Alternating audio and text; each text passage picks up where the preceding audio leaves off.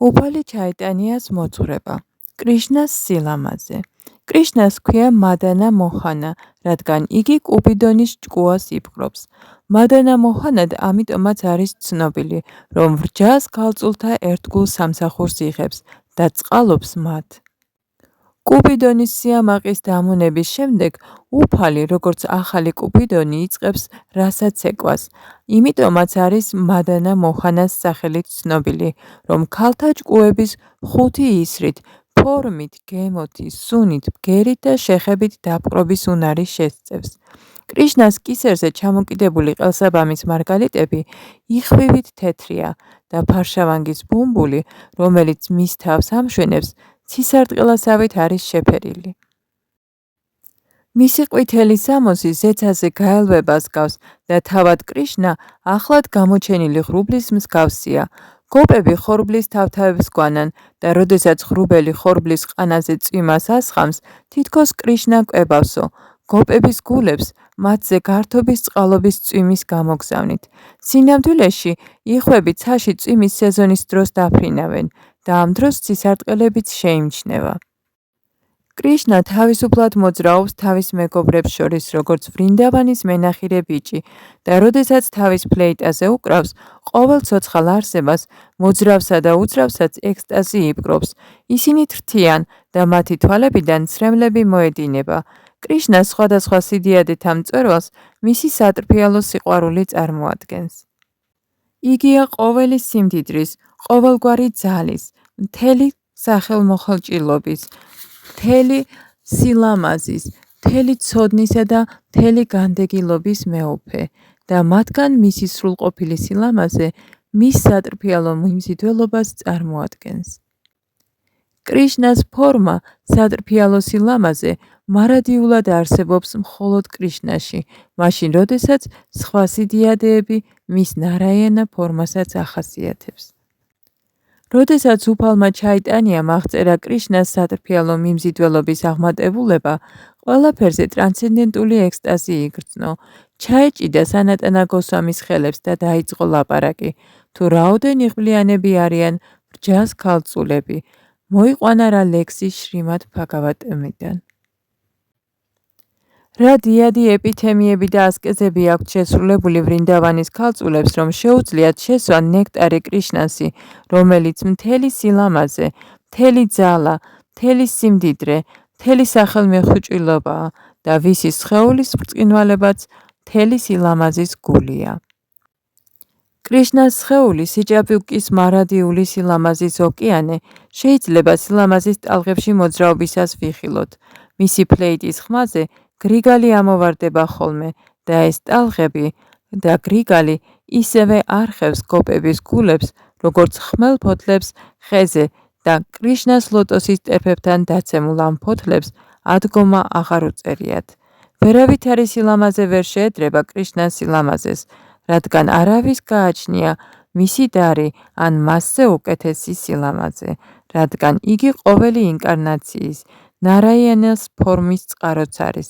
ბედის ქალღმერთი, რომელიც ნარაიანას მარადიული თანამგზავრია, ტოვებს ნარაიანას საზოგადოებას და ეპითემიებს გადის, რათა კრიშნასთან ურთიერთობაში იქნას დაშვებული.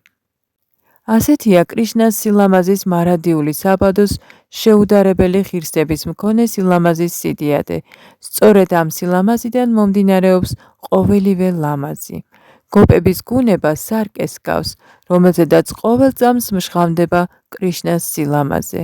კრიშნაცა და გოპებიც თავიანთ ტრანსცენდენტულ სილამაზეს ყოველ წამს ზრდიან და მათ შორის მუდამ ტრანსცენდენტული პაექრობა მიმდინარეობს.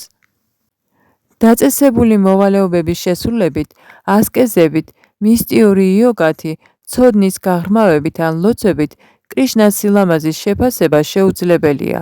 მხოლოდ მათ, ვინც ღმერთის სიყვარულის ტრანსცენდენტულ საფეხურზე იმყოფებიან, ვინც სიყვარულის გამო არიან ერთგულ სამსახურში დასაქმებული, შეუძლიათ კრიშნას ტრანსცენდენტული სილამაზის შეფასება.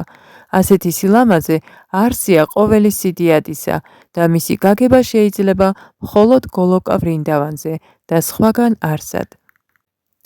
ნარაიანას ფორმას, მოწყალების, სახელმოხეჭვილობისა და სხვა მშვენიერებას კრიშნა აძლევს, მაგრამ კრიშნას სინაზე და დიდსულოვნება არ არსებობს ნარაიანაში, ისინი მხოლოდ კრიშნაშია. უფალმა ჩაიტანიამ დიდად რომ ტკბებოდა შრიმად ბჰაგავატამის ყოველი ლექსით, რომელსაც სანატანა გოსვამის უხსნიდა, მოიყვანა კიდევ ერთი ლექსი. გოპები ტკბებოდნენ კრიშნას სილამაზით, როგორც მარადიული განცხრომის ცერემონიით.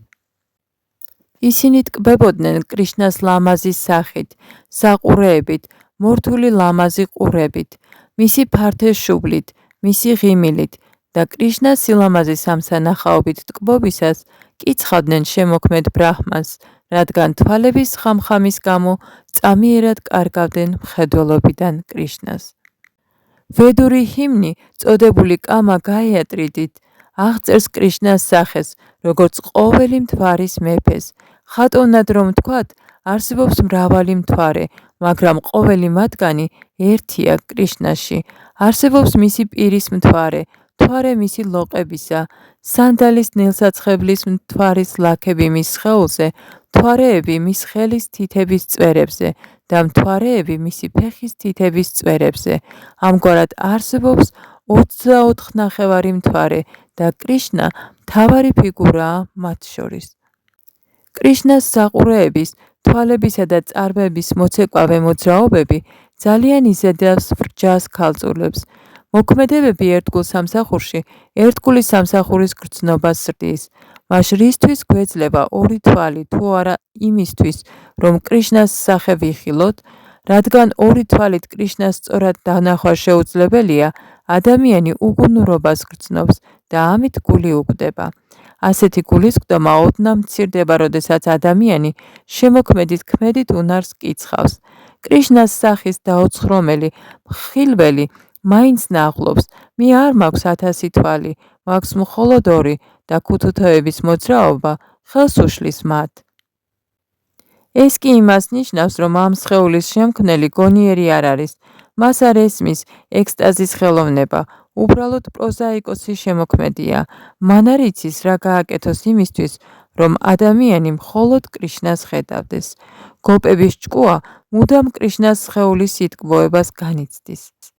იგია სილამაზის ოკეანე და მისი ლამაზი სახე და ღიმილი და სხეულის ბრწყინვალება ყოველ მხრივ იზიდავს გოპების ჭკუას. კრიშნა კანამრატაში აღწერილია, რომ მისი სახე, ღიმილი და სხეულის ბრწყინვალება ტკბილი, უფრო ტკბილი და უტკბესია.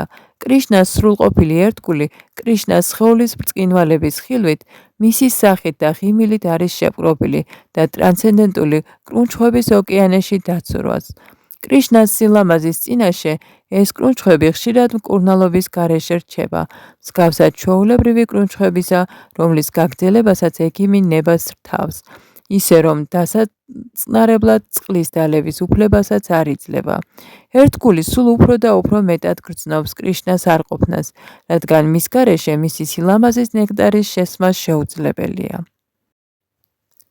როდესაც კრიშნას ფლეიტის ტრანსცენდენტული ხმა აჟღერდება, ერთგულის სურვილი კვლავ და კვლავ ისმინოს ამ ფლეიტის ხმა, უნარს აძლევს მას გააღწიოს მატერიალური სამყაროს საფარველს და შეიჭრას სულიერ ზეცაში, სადაც ფლეიტის ტრანსცენდენტული ხმა გოპების მიმდევართა ყურებში იღვრება.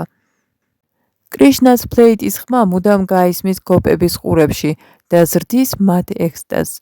როდესაც იგი ჟღერს, ვერავით არის სხვა ხმა ვერ შევა მათ ყურებში და ოჯახში ყოფნისას ისინი კითხვებზე სწორად ვერ პასუხობენ, რადგან მათ ყურებში 1000 გვარი მშვენიერი ხმა ვიბრირებს. ამგვარად, უფალმა ჩაიტანიამ განმარტა კრიშნას ტრანსცენდენტული აღნაგობა, მისი ექსპანსიები, მისი სხეულის ბრწყინვალება და ყველაფერი, რაც მასთანაა დაკავშირებული. მოკლედ, უფალმა ჩაიტანიამ განმარტა კრიშნა როგორც არის და ის პროცესით, რომლითაც მასთან მიახლოება შეიძლება. ამასთან დაკავშირებით, ჩაიტანია მაჰაპრაბჰუმ აღნიშნა, რომ კრიშნას ერთგული სამსახური ერთადერთი პროცესია, რომლითაც მასთან მიახლოება შეიძლება. ეს არის ვედური ლიტერატურის დასკვნა, როგორც ბრძენები აცხადებენ. თუ კი ვინმე ვედურ ლიტერატურას ტრანსცენდენტული რეალიზაციის პროცესის შესახებ კითხვებით მიმართავს, ან თუ კი ვინმე მიმართავს პურანებს, რომლებიც ნათესაურ ლიტერატურად ითვლება, ნახავს, რომ ყოველი მათგანის დასკვნა ისაა, რომ ღმრთების უზენაესი პიროვნება კრიშნა თაყვანისცემის ერთადერთ ობიექტს წარმოადგენს. კრიშნა აბსოლუტური ჭეშმარიტება ღმრთების უზენაესი პიროვნებაა და იმყოფება თავის შინაგან პოტენციაში, რომელიც წოდებულია სვარუპა შაქტით, ანუ ატმა შაქტით, როგორც ეს ფაგავად გიტაშია აღწერილი. იგი საკუთარ თავს 1000 გვარ ფორმაში ავრცელებს და ზოგიერთ მათგანს მისი პიროვნული ფორმები ეწოდება, ზოგიერთს კი მისი განცალკევებული ფორმები. ამრიგად, იგი მთელ სულიერ პლანეტებზეც და მატერიალურ სამყაროშიც ტკბება. მისი განცალკევებული ფორმების ექსპანსიებს ეწოდებათ ცოცხალი არსებები და ეს ცოცხალი არსებები უფლის ენერგიების შესაბამისად არიან კლასიფიცირებული. ისინი იყოფიან ორ კლასად: მარად განთავისუფლებულად და მარად განპირობებულად. მარად განთავისუფლებული ცოცხალი არსებები არასოდეს მოდიან მატერიალურ ბუნებასთან ურთიერთობაში და ამიტომ მატერიალური სიცოცხლის არავითარი გამოცდილება არ გააჩნიათ. ისინი მარად კრიშნას ცნობიერებით, ანუ უფლის ერთგული სამსახურით არიან დაკავებული და კრიშნას თანამგზავრთა რიცხვს მიეკუთვნებიან. სიამოვნებას სიცოცხლეში ერთადერთ განცხრომას ისინი კრიშნას ტრანსცენდენტული სასიყვარულო სამსახურით იღებენ. მეორეს მხრივ, მარად განპირობებულნი მუდამ გაყრილნი არიან კრიშნას ტრანსცენდენტულ სასიყვარულო სამსახურს და ამდენად მატერიალური ყოფიერების სამგვარ გაჭირვებას ექვემდებარებიან. რა კი განპირობებული სული მარად ჩამოშორებულია კრიშნას სამსახურს მატერიალური ენერგიით მოჯადოებული, იგი ორი სახის სხეულს ღებულობს: 5 ელემენტისაგან შემდგარ უხეშ სხეულს და ნატიფ სხეულს, რომელიც ჭკუის, გონებისა და ეგოსგან შედგება. ამ ორი სხეულით დაფარული განპირობებული სული მარად იტანჯება მატერიალური ყოფიერების ტკივილებისგან, რომლებსაც სამგვარი ტანჯვები ეწოდებათ. იგი ემორჩილება 6 მტერსats, აბხორცობას, მრისხანებას და სხვას. ასეთია განპირობებული სულის განუწყვეტელი დაავადება. დაავადებული და განპირობებული ცოცხალი არსება მთელ სამყაროში გადასახდება. ხან მაღალ პლანეტარულ სისტემებშია, ხან კი დაბალში. ამგვარად ეწევა იგი თავის ავადმყოფურ სიცოცხლეს.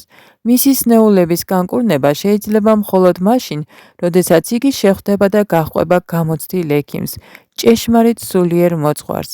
როდესაც განპირობებული სული წმენით მიჰყვება ჭეშმარიტი სულიერი მოძღვრის დარიგებებს, მისი მატერიალური სნეულება ინკურნება. იგი განთავისუფლების საფეხურზე მაღდება. კვლავ კრიშნას ერთგულ სამსახურს აღწევს და შინ კრიშნასთან ბრუნდება.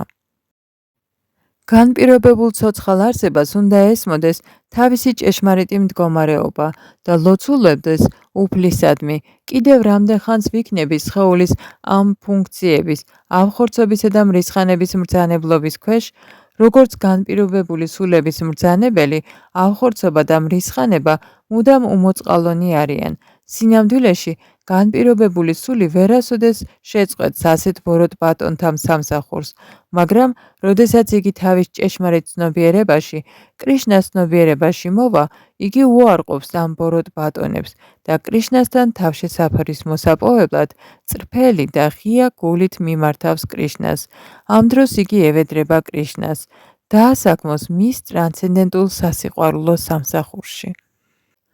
ზოგჯერ, როგორც თვითრეალიზაციის სხვადასხვა გზები, ვედურ ლიტერატურაში კარმიული საქმიანობები, მისტიური იოგა და ცოდნის სპეკულაციური გზით ძიება არის ხოტბაშესხმული, მაგრამ ასეთი ქებადიდების მიუხედავად, ამ ლიტერატურაში უმაღლეს გზად ერთგული სამსახურის გზა არის აღიარებული. სხვა სიტყვებით რომ ვთქვათ, თვითრეალიზაციის უმაღლესი სრულქმნის გზას უფალი კრიშნას ერთგული სამსახური წარმოადგენს და მისი უშუალო შესრულება არის რეკომენდირებული. კარმიული საქმიანობა, მისტიკური მედიტაცია და ფილოსოფიური სპეკულაცია თვითრეალიზაციის არაუშუალო მეთოდები გახლავთ. ისინი არაუშუალოა, რადგან ერთგული სამსახურის გარეშე თვითრეალიზაციის უმაღლეს სრულყოფილებამდე ვერ მიუძღვება ადამიანს. მართლაც თვითრეალიზაციის ყოველი გზა საბოლოო ჯამში ერთგულ სამსახურზეა დამოკიდებული.